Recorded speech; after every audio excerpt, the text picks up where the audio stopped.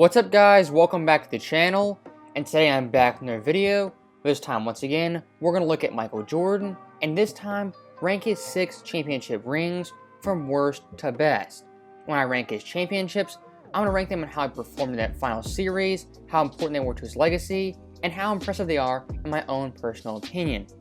Now without wasting much time, let's get into the list and look at number 6, which is Jordan's performance in the 96 finals versus the Seattle Supersonics. In this final series, he averaged 27.3 points per game, 5.3 boards, 4.2 assists on 41, 31, and 83 splits. Stats-wise, still very impressive, but for Jordan standards, not his best finals performance. And going into this series, the Bulls were the biggest favorites in NBA Finals history as they won 72 games, and they had breezed through the playoffs up to this point. But in this series, Jordan, as well as his teammates, struggled big time shooting from the field. As Jordan only shot 41% from the field, his lowest in a final series ever. Scottie Pippen shot 34% from the field, Tony Kukoc shot 42%, Ron Harper shot 38%, and Steve Kerr shot 30%. So all in all for this Bulls team, nobody really had an all-time great series, but despite that, they still won the championship in 6 games over that Sonics team. And when talking about this series, many credit Gary Payton with lockdown defense on Jordan.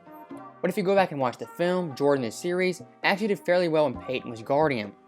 And if you look at the stats, in this series Jordan in games 4 through 6, when Payton was his primary defender, he had 27 points on 7 of 14 shooting. The glove. I had no problem with the glove. So in summary, the 96 finals wasn't Jordan's best showing, but still from an all-time perspective, he had a very good series versus that Seattle team. Now next up at number 5, we have Jordan's performance in the 92 finals versus the Portland Trailblazers. And heading to the series, the big time matchup was Jordan versus Drexler, and who was the best shooting guard in the NBA. Clyde the Glide says we're the 2 best in the game, but I'm not getting into a war of words with Mike. Clyde was a threat. You know, I'm not saying he wasn't a threat, but me being compared to him, I took offense to that. As you guys know, Jordan absolutely dominated Drexler in this series, averaging 35.8 points per game, 6.5 assists, 4.8 boards on insane 52, 43, and 89 splits. And in NBA history, Jordan is the only player to average 35 points per game and shoot 40% from 3 in a final series. And in Game 1 versus Portland, Jordan came out on fire, having 35 points in the first half, an NBA Finals record. Also, he had 6 threes in the iconic shrug and a 33-point Bulls victory.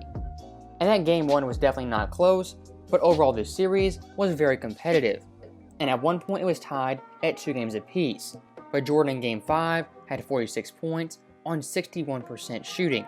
And in Game 6 in Chicago, he had 33 points on 54% shooting, including the game-winning free throws that iced the game for Chicago.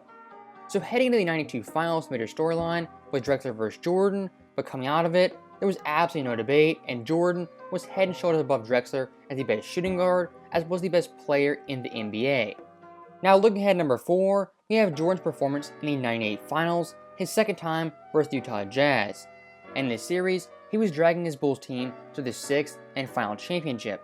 In his stats overall, he averaged 33.5 points per game, 4.0 boards, 2.3 assists on 43, 30, and 81 splits.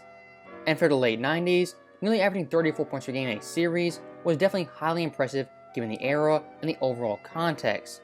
And actually in NBA history, Jordan is the only player to average that much points per game while being 35 years or older.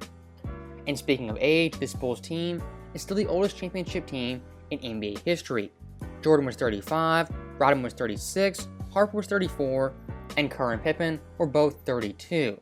And when looking at supporting cast in this series, they definitely weren't great, as combined, they averaged 54.5 points per game, the lowest ever for supporting cast in championship history.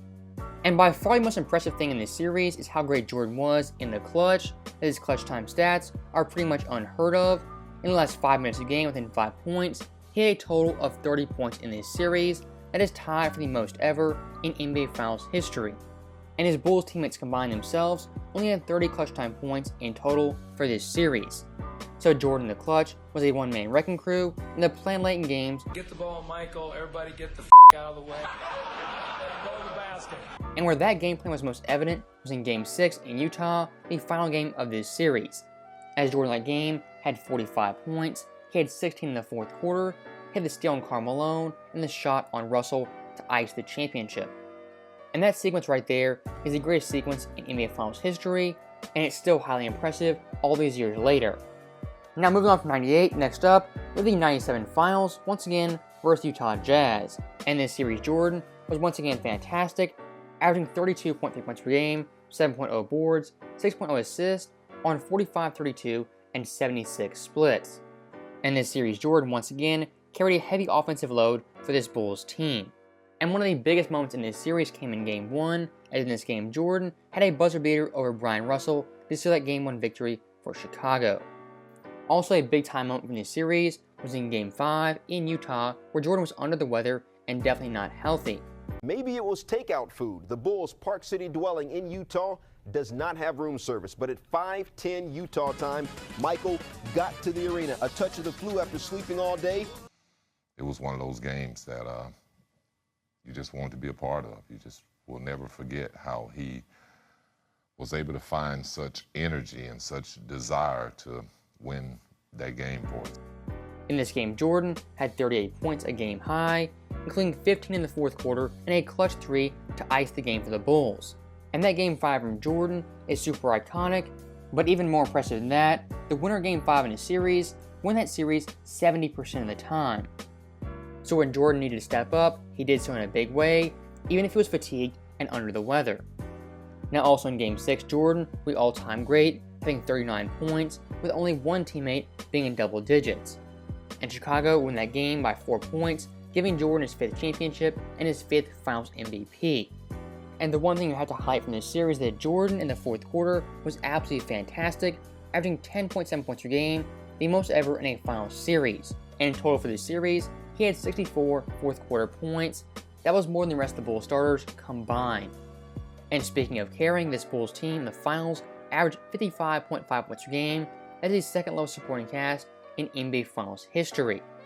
Now getting to the top 2 of this video, at number 2, we have Jordan's performance in the 91 Finals. In this series, Jordan was playing his big time rival, that being Magic Johnson. And very similar to 92, this was the battle of 2 of the best players in the NBA, if not the 2 best players.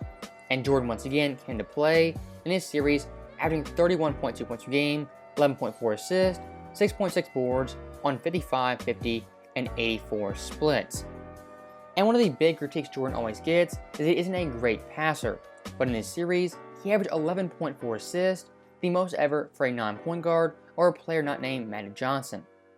And the biggest highlights in this series come in Game 2, where Jordan made an NBA record 13 straight shots, that 13th shot being the iconic layup where he switched hands.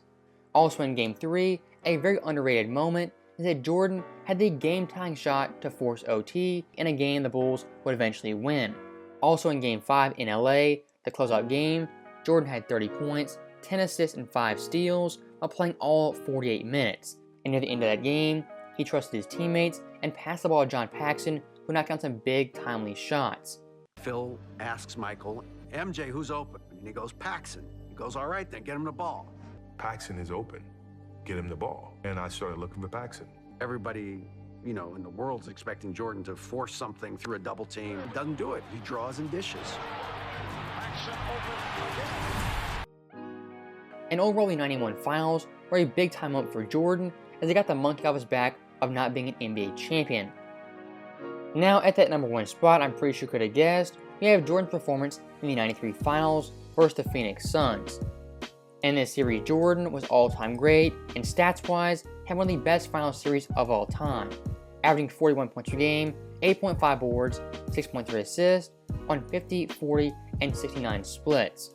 Until this day, that 41 points per game average is the highest average in a Finals series in NBA history. Also, one thing you have to note is that in Game 4, Jordan scored 55 points, the second most ever in a Finals game. And in Games 2 through 5, Jordan scored 40 plus points every single game, the longest 40-point streak in Finals history. And in those games, Jordan averaged an absurd 45.5 points per game. And we look at Jordan's scoring ability in this series, he accounted for 38.4% of the Bulls' points when it came to scoring, as the highest average in NBA Finals history. And the closeout game in Game 6 in Phoenix, Jordan had 9 total points in the fourth quarter, outscoring the entire Bulls team, who combined only had 1 basket, that being from John Paxson late in that game.